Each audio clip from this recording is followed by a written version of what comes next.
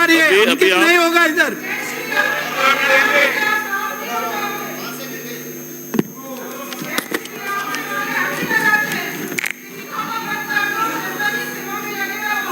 धन्यवाद बहन जी, बहुत बहुत धन्यवाद। विराजे आप।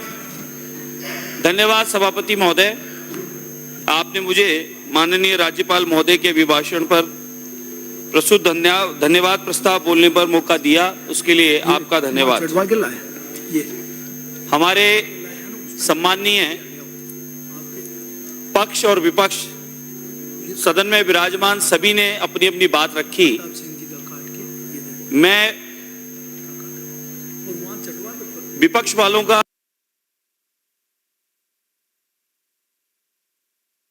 माध्यम से या दर्शक दीर्घा में मैंने यही देखा कि अच्छा काम हुआ है तो भी बुराई करना, लेकिन जनता बाहर सब देख रही है और जनता ने देखा है। तभी महोदय मैं निवेदन कर दूं कि आप अल्पमत में हो गए हैं, उपचुनाव में भी आप पराजित हो गए हैं और जहां एक आई है वो भी कितने अंतर से आई आप लोगों को पता है। इसलिए मेरा निवेदन है कि आप लोग जो अच्छा काम हो रहा है सरकार में उसकी तारीफ करें, धन्यवाद करें और सहयोगी बने और जनता की सेवा का ये पुण्य में जो आप हम सबको मिल रहा है उसका लाभ लें। माननीय अध्यक्ष महोदय, सभापति महोदय, लंबे अंतराल के बाद महामहिम राज्यपाल महोदय द्वारा अपना पूरा अभिभाषण पढ़ा गया जो हमारी सरकार की उपलब्धियों के बारे में था। इसके लिए हमारी सरकार द्वारा गत एक वर्ष में जो ऐतिहासिक काम किए गए, ऐतिहासिक कदम उठाए गए, उनकी चर्चाएं थी और जनता ने भरपूर आशीर्वाद दिया। जो वादा किया था वो वादा पूरा होने में लगभग 3 वर्ष में वह पूरा हो जाएगा। 1 वर्ष में जिस प्रकार से ऐतिहासिक कदम उठाए गए, काम किया गया। माननीय सभापति महोदय, जनता के हित में अनेक फैसले लिए गए हैं, कार्य किए गए हैं। प्रतिपक्ष के पास कोई मुद्दा है नहीं, कुछ कहने को बचा नहीं, इसलिए अनगढ़ बातें करके और व्यर्थ की चर्चा करके सदन का समय जाया किया जा रहा है। मैंने पिछले दिनों काफी कुछ सुना, इधर से भी उधर से भी, लेकिन मैंने उधर से जो सुना उसमें तथ्य कुछ पाया नहीं, क्योंकि जो बातें की गई उन बातों के कई प्रमाण मेरे पास उपलब्ध हैं। जैसे पिछली सरकार में मैं मानता हूं कि प्राकृतिक आपदा थी, भले कोरोना काल था, लंपी था, प्राकृतिक आपदा थी, लेकिन आपदा में जिम्मेदारी सरकार की थी। जनता ने जिनको चुन के बेचा था उन प्रतिनिधियों की थी। उस कोरोना काल में लंपी के वायरस में भारतीय जनता पार्टी का कार्यकर्ता और उससे संबंधित विचार परिवार के कार्यकर्ता रोड पे थे और जहां जरूरत थी सेवा की वहां हम सब मिलकर सेवा कर रहे थे। मेरे भी परिचय में बहुत सारे मंत्री थे, लेकिन मैं अनुभव करता था कि रिटर्न जवाब नहीं आता था। फोन अटेंड होता तो था कि कहां से क्या अस्पताल की व्यवस्था होगी, कहां इंजेक्शन की होगी, कहां दवा की होगी, कहां सिलेंडर मिल सकता है, लेकिन किसी भी कांग्रेस के नेता ने, मैं खुद गवाह हूं इस बात का और कई लोगों को गवाया है उसमें, कि रिटर्न जवाब नहीं आया, कोई मदद की नहीं गई, भगवान के भरोसे छोड़ दिया गया था। ठीक है, गहलोत साहब के मैनेजमेंट की तारीफ की, हम भी तारीफ करते हैं जो अच्छा होता है, लेकिन उसका रिजल्ट क्या आया आप लोग भी तारीफ करें। 2014 के बाद जिस प्रकार से ऐतिहासिक फैसले आदरणीय प्रधानमंत्री नरेंद्र मोदी जी के नेतृत्व में लिए गए, देश में जो ऐतिहासिक परिवर्तन हुआ, आज पूरी दुनिया में, देश ही नहीं अपितु पूरी दुनिया में भारत का तिरंगा और जय जयकार होने लगी है। और उसी क्रम में आज पूरी भारत की जनता ने largest party Bharatiya Janata party को बनाया है और हमारे सबको यहाँ जनता की सेवा के लिए चुन के भेजा है।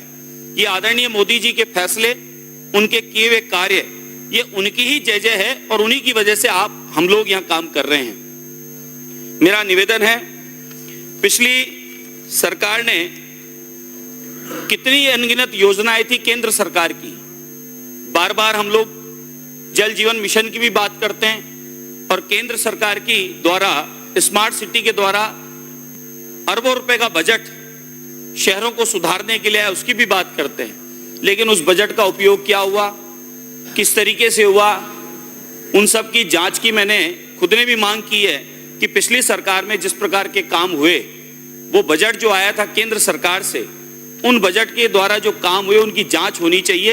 ये पिछले 1 वर्ष में जो ऐतिहासिक काम हुए हैं उसी की बदौलत जनता ने आशीर्वाद दिया। और ये उपचुनाव में बाकी सीटें जो हमारे पास, जैसा पिछले मेरे वक्ताओं ने कहा, हमारे सदन के सदस्यों ने, कि हमारे पास था क्या खोने का, हमारे को तो मिला ही है।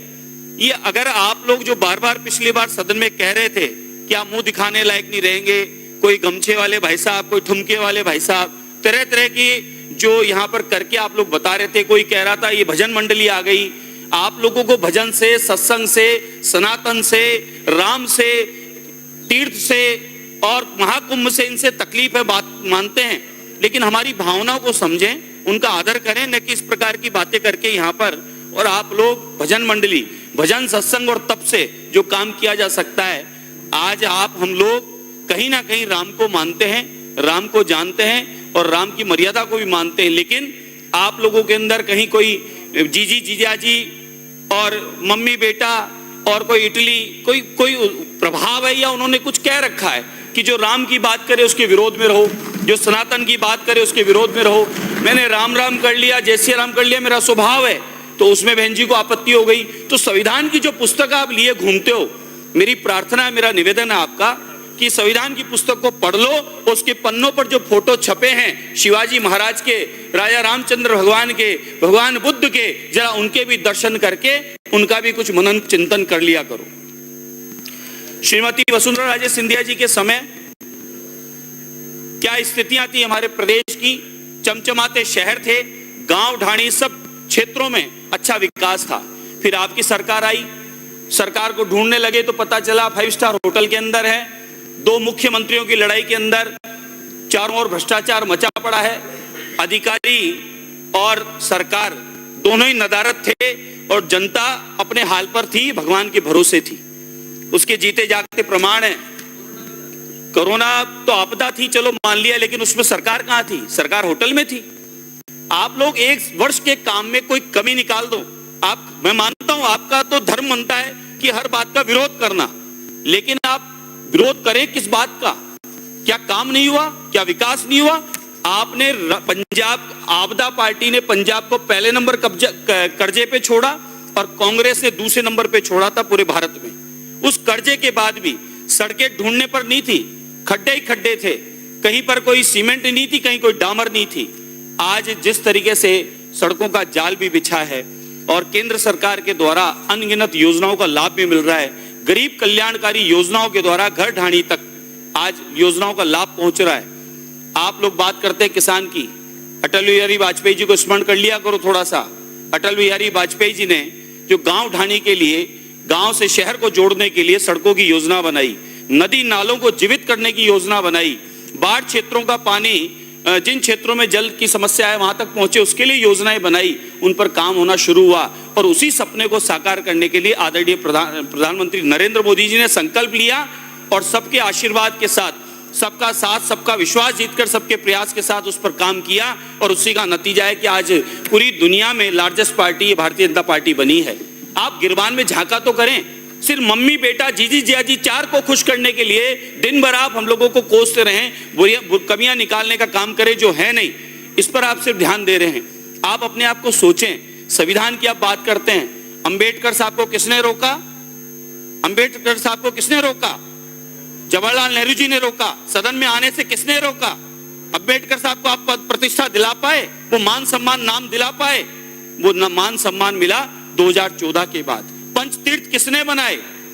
ये राहुल गांधी जी ने जो पिछले दिनों कहा है, जो 56 साल के युवा बनते हैं, उन्होंने पिछले दिनों कहा है कि हमारे हाथ से वो वोट बैंक छिन गया है, हमारे हाथ से दलितों का वोट बैंक जा रहा है, हमारे हाथ से आदिवासियों का जा रहा है। ये उन्होंने खुद ने अपना दुख बताया, क्योंकि हमने इनके लिए कभी कुछ किया नहीं। उस दुख और पीड़ा को बताया, उसके बाद आपको संविधान की याद आने लगी, बाबा साहेब की याद आने लगी है। राज्यपाल महोदय ने 1 वर्ष के ऐतिहासिक कार्य आदरणीय मुख्यमंत्री भजनलाल शर्मा साहब के नेतृत्व में भाजपा की सरकार ने जो किए, उनकी चर्चा की और चर्चा राज्यपाल ने नहीं, पूरी राजस्थान में हो रही है। अभी पिछले दिनों बात समाप्त कीजिए। सभापति महोदय, नया हूं थोड़ा सा। पिछले दिनों मैं महाराष्ट्र भी गया, गुजरात भी गया, और गुजरात और महाराष्ट्र में लोगों से हमने तारीफ सुनी कि आपके मुख्यमंत्री ने तो पहले बॉल पे छक्का मार दिया। कैसे? बोले लोग तो सरकारें जाती है जब सोचते हैं ऐसी प्लानिंग, ऐसी योजनाएं। जो राजनीति के जानकार थे वो तारीफ कर रहे थे। माननीय सदस्य और कीजिए। आपके मुख्यमंत्री महोदय ने आते के साथ ऐतिहासिक कदम उठाए। ईआरसीपी के मामले हो, जन कल्याणकारी योजनाओं की बात हो, या आपके जो राइजिंग राजस्थान हो, बहुत अच्छे अच्छे कार्य वो शुरू में प्रारंभ में किए। इसका मतलब आपके राजस्थान में 1 वर्ष में जो ऐतिहासिक काम हो रहा है, आपके ये उपचुनाव में भी जीत होगी। वही हुआ जो वहां हम लोग सुने थे, वही हुआ कि वह हमारी उपचुनाव में माननीय श्री ऐतिहासिक रविंद्र जी पाटिल। सभापति महोदय 2 मिनट का समय दीजिए। माननीय सदस्य समाप्त। मैं